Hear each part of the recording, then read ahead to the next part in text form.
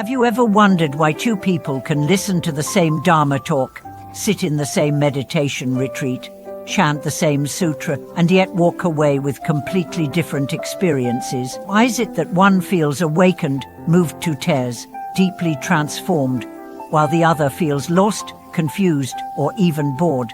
Is it luck? Is it past karma? Or is there something else? A hidden principle that explains why some blossom spiritually while others stay stagnant. Welcome back to the channel, my friend. Today's journey takes us into the heart of this spiritual mystery. Drawing from ancient teachings and profound metaphors, we will explore a truth that's often overlooked yet deeply relevant to every seeker on the path. Not all soil is the same, and not all beings receive the Dharma equally. This is not about judgment. It's not about labeling someone better or worse. It's about understanding the natural diversity of spiritual ripeness. And to unlock this truth, we begin with a story. Not just any story, but a metaphor so profound it's been passed down through generations. The grass and the tree. Let's begin. Once upon a time, in a quiet monastery tucked deep in the mountains, the young monk came to his teacher, discouraged and frustrated.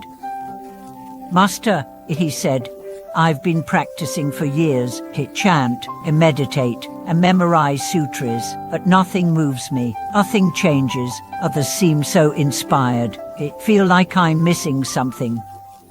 The master looked out the window, where a storm had just passed. The mountain air was wet and fragrant. The sun had begun to pierce through the clouds. He said, "Look outside. What do you see?" The young monk replied, "Grass, trees, water, rocks." The master pointed at the grass. After the rain, the grass soaks up the water immediately. It turns greener in hours. It springs back quickly. Then he pointed to the trees.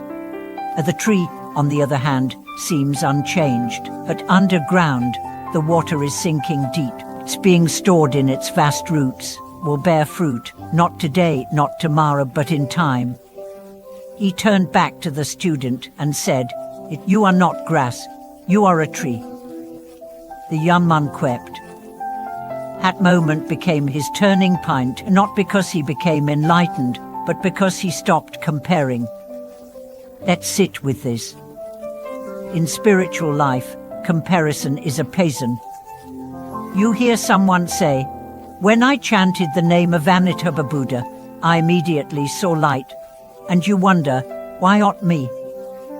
Or, "When I heard the Diamond Sutra, my whole heart exploded with understanding." And you think, "But it just sounded abstract to me." That's because you're different. Not less, just different. Some people respond quickly to teachings. Their karma is ripe, their heart is open, the Dharma hits them like rain on dry earth. Others receive the same teaching, but it lands more slowly. Their soul needs time. Maybe their roots were damaged. Maybe they've forgotten how to absorb.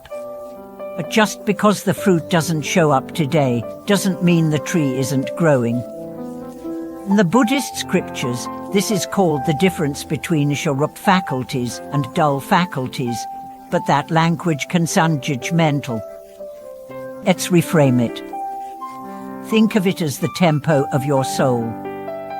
Some dance to fast rhythms, some move slowly, but both are dancing. Let's go deeper. In the Avattayana Sutra, it's said, "The Buddha rains down the Dharma equally on all beings, but each receives according to their capacity." Imagine the Dharma as rain. It doesn't choose who to fall on, but the absorption depends on the receiver. Stone will stay wet on the surface. Sponge will soak it all in. Seed, hidden beneath, will swell quietly for days, then crack open in sudden bloom. You might be that seed. Think back. Have there been moments where something you heard years ago suddenly made sense now? That's your root system awakening. The Dharma is never wasted. Even when you feel numb, even when you feel like nothing is happening, something is. The listening is shaping you. The sitting is softening you. The chanting is ripening you. But we are so used to fast results that we miss the miracle of slow unfolding.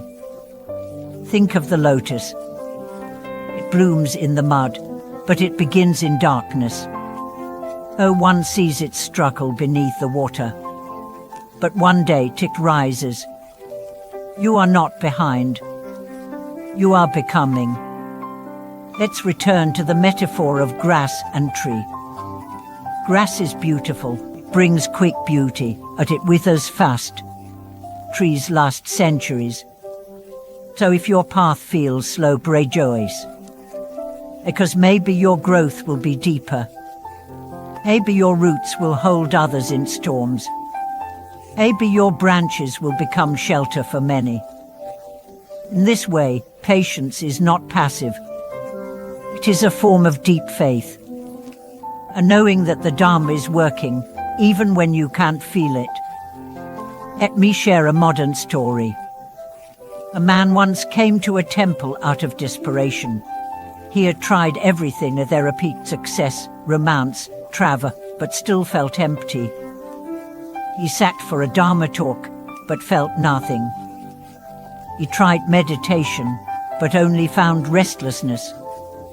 He almost left, but something told him to return.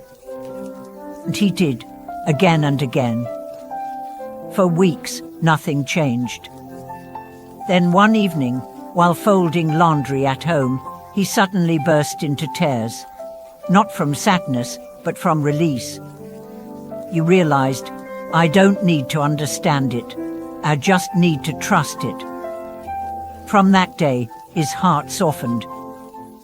He became kinder, quieter, more open. Did he become enlightened? No, but he became available. And that was enough. You don't have to get it all today. You just have to keep showing up. Because every time you sit, every time you listen, every time you bow, even if your mind is scattered, you are watering something inside you.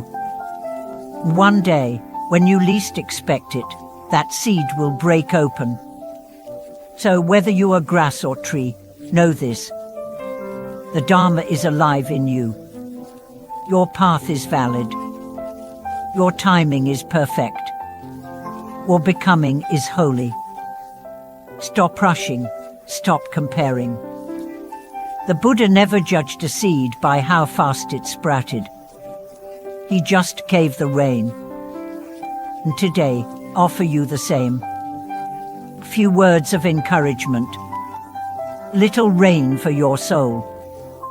Let it soak. Let it rest. Let it rise. Thank you for watching this video. If this message touched you, share your thoughts in the comments. Were you a tree growing quietly underground, or grass springing up quickly?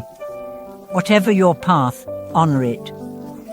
Like, subscribe, and journey with us again next time as we uncover more wisdom for the soul. And remember, you're not late, you're unfolding.